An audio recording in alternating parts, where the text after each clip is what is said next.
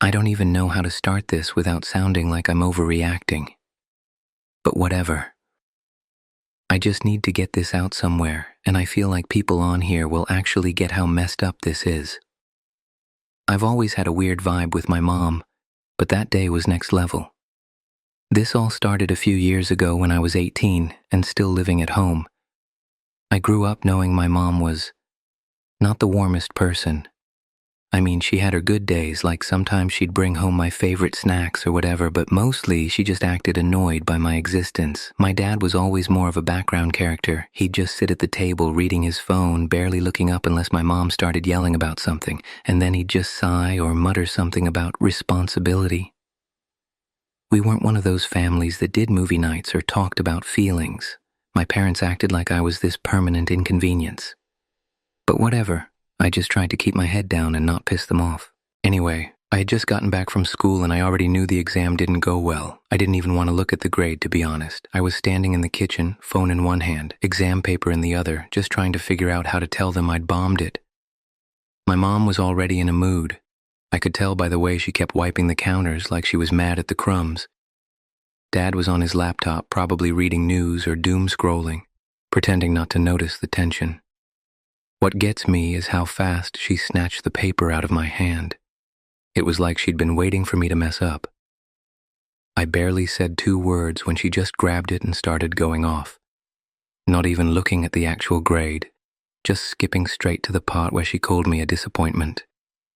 She said the usual stuff about wasted money and my lazy attitude, like I hadn't even tried. I tried to get a word in like, it's not like I didn't study, but she just talked louder, waving the paper in my face. She got right up in my space, close enough that I could smell her perfume, and started listing all the things I'd ruined, starting with her being forced to have me. Then she just said it, straight up. I was the biggest mistake of her life. Every single day she wished she'd aborted me. She said I'd ruined everything she ever wanted. She said it in this flat voice, not even yelling at that point, just cold. I just stood there. I didn't even know what to do. I looked at my dad and he just stared at me with this disgusted look. He didn't even try to stop her. He said, "Why are you still here? You'll never amount to anything." And then he just went back to scrolling. I wanted him to say something, anything, but he just looked away. She kept going, talking about how she'd wanted to go travel, and now, look at her, stuck in this house with a son who can't even pass a basic exam. She brought up stuff from years ago, like the time I broke a vase when I was 6, or when I got detention in 9th grade. It was like she'd been keeping a running list. She said I was selfish, lazy, a burden, and that she should have listened to her brother when he told her not to have kids. Dad chimed in, saying I'd always been a problem, that I was just like my mom's brother, always causing drama and never taking responsibility. He said I was just using them for food and a roof, and that I'd never survive on my own. Something just snapped in me. I tried to grab the paper back, but my mom slapped my hand away. I said, "Stop talking to me like that." But she just laughed. I said I wasn't going to stand there and take it, and she got in my face again, daring me to leave, saying I'd be back in a week begging for money. At that point, I just lost it. I picked up my phone, which was already cracked from before, and threw it at the wall. It bounced and hit the floor, the battery cover flying off. I turned to leave, but my dad stepped in front of the door, arms crossed. He said I wasn't going anywhere until I cleaned up my mess, meaning the phone and the mess I'd made of their lives. I pushed past him hard, and he stumbled but didn't follow. My mom yelled that I better not come back. I slammed the door after me. Outside, I could hear her still yelling, but I just kept walking. I didn't even know where I was going. I didn't have a real plan, just my wallet and the clothes I was wearing. It was getting dark, and I was just walking down my street, not even thinking about what happens next. I texted my friend Atlas, just saying, "Can I crash at yours tonight? Don't ask." I didn't want to explain, not yet. I just sat on the curb for a while, trying to figure out if I was actually free or if I just made the biggest mistake of my life. I could see my old house from down the block, lights still on, Mom's voice echoing through the open window. I wasn't going back, not after that.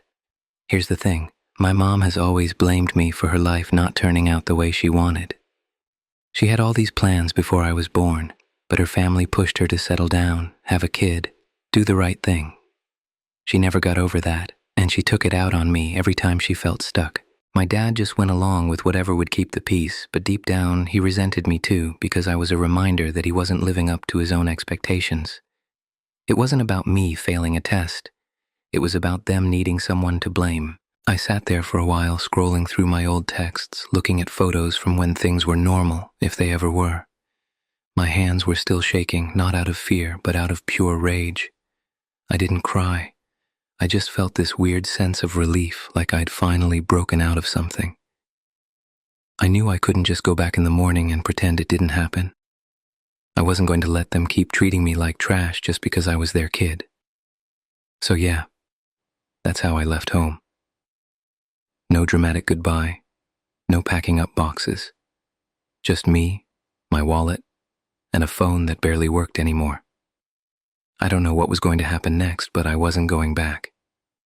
I didn't even care if I ended up sleeping on Atlas's floor for a month. At least it wasn't under their roof. I thought I'd regret it, but I already knew I'd regret staying more. So, the first weird thing was how quiet Atlas was when I showed up. I texted him from the curb. He just sent back his address and didn't ask anything. When I got there, his mom was out, which was good. I just crashed on the couch, phone almost dead. No charger, whatever. I just stared at the ceiling for like an hour, reading and rereading the texts from my mom that kept coming in. First, it was just her yelling. Then it was her saying I'd regret this and good luck on the streets. Then it turned into complaining about how I left my room a mess and how I owed her for everything she ever did for me. She said she was going to sell my stuff. Atlas looked over and told me to mute her, so I did. The next morning I woke up before everyone, phone finally dead, so I just sat there listening to the birds outside, not really thinking. Just tired. Atlas's mom came in and saw me. She just nodded, pulled out some bread, didn't ask. That was honestly the best part of the week, just nobody asking anything. People at school noticed I wasn't going home. Some of them made comments, but nobody really tried to get in my business. I kept my head down and tried to figure out what to do next. Here's where stuff started to get annoying. My mom started blowing up my socials, tagging me in posts about ungrateful children and how parents are never appreciated. She'd post these long rants, half of them not even about me, but obviously aimed at me. People from our family started texting me stuff like, "What happened? Is your mom okay? Why are you making her so upset?" Like I was the villain. I just sent back a screenshot of her text telling me she wished I was never born. Some of them stopped messaging after that. A couple of aunts said, "That's just how she gets when she's angry. Don't take it personal." Right. Cool. Thanks. My dad never texted. Not once. He just sat there in the background, letting my mom do all the shouting. That's his style, always has been. He used to be more chill, I think, but he's gotten colder every year. He cares about what everyone thinks of him, but never about what's actually going on in the house. He didn't care what I did unless it made him look bad. So after a few days, I realized I couldn't just sit around waiting for them to chill out because they weren't going to. I went to school, used the library computers to start moving stuff around. First thing, I changed every password I could remember because I know my mom and she's nosy as hell. I made sure she couldn't get into my email, my socials, nothing. I grabbed my ID from my old backpack. Thank God I kept it on me and set up a new bank account. I didn't have much in there, but at least it was mine. I sent a group chat to my close friends, just saying if my parents reached out, don't give them anything. Not my location, not who I was with. Some of them thought I was being dramatic, but I was done caring what anyone thought. Here's what really pissed me off, though. About a week after I left, my mom called Atlas's house. His mom picked up, and I could hear her from the kitchen. My mom was crying, saying I was out of control, that she was scared for my safety. Could I please come home? She said I had mental health issues and that I needed her, that she was worried I'd do something to myself. Atlas's mom just handed me the phone and left the room. I told my mom I wasn't coming back. and she immediately dropped the tears and started yelling again about how I was embarrassing her, how the neighbors were asking questions, how I was ruining everything. She said if I didn't come home by Friday, she'd cut me off and sell all my stuff. I said, do it. She hung up. That's when I decided I'm not letting her win. I'm not going to sit around feeling sorry for myself while she ruins my name to everyone who will listen. If she's going to play dirty, so am I. I started with the stuff I knew would hit hardest. My parents are obsessed with their image, with family gatherings, with looking like the perfect family. Every year, my mom hosts these big get-togethers, posts a million photos, brags about her wonderful life and how proud she is of her son. All fake, obviously. I went on her main social and commented on one of her public posts, just a simple, maybe try being nicer to your kid next time. She deleted it in 5 minutes. I messaged a few cousins, told them the real story, sent screenshots. Some believed me, some didn't, but at least the truth was out. Then I started thinking bigger. My parents had always managed all the family finances. I knew they were tight on money, even though they pretended everything was fine.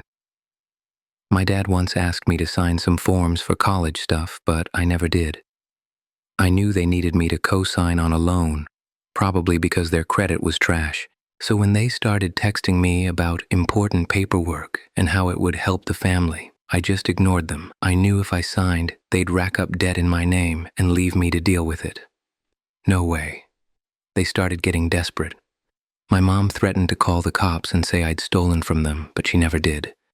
I told her if she tried, I'd post every message she ever sent me, every voicemail, every screenshot.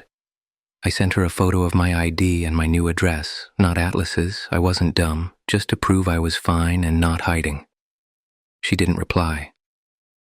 Dad finally texted after like a month, just a short, "We need to talk."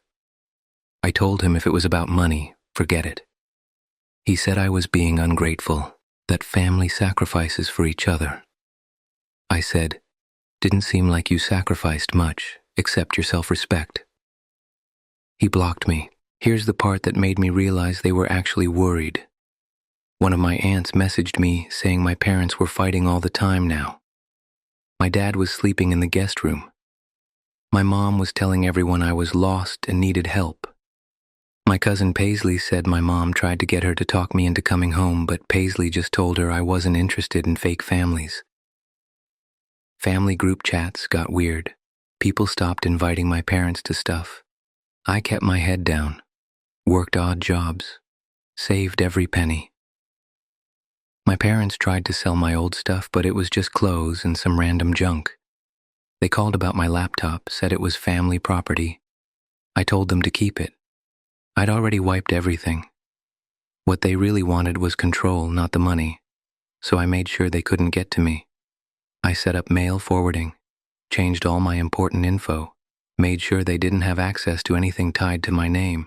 I even called the credit bureaus and put alerts on my accounts just in case. I wasn't taking chances. The fallout was weird. I started running into people at school who'd heard I'd gone off the rails or that I was in trouble. I just laughed it off. Some people said I was a jerk for going public, but I don't care. I want people to know what really happened. My parents want everyone to think they're victims, that they just have a weird son, but I'm not playing that game. They want to control the story, but I'm not letting them. Now it's been a while and I'm still figuring things out, but I know they're hurting. I hear from cousins that they're barely scraping by. They can't refinance the house, can't get loans, can't host their perfect family dinners because people know the truth now. My dad's pride is shattered. My mom's reputation is trashed. If they wanted me to pay for their disappointment, I'm making damn sure they're paying. And then, yesterday, I got a voicemail from my dad, crying. I haven't listened to it. I don't need to. I know what it says. It's too late. I didn't get what I wanted back then. I didn't get a perfect family, but I got something better. I got freedom, I got peace, and I got to choose who my family is. It's not about them anymore. It's about me. What would you have done? Would you have stayed and tried to fix things? Or would you have walked away and never looked back? Let me know in the comments below. And don't forget to like, share, and subscribe to hear more stories like this. Thanks for listening.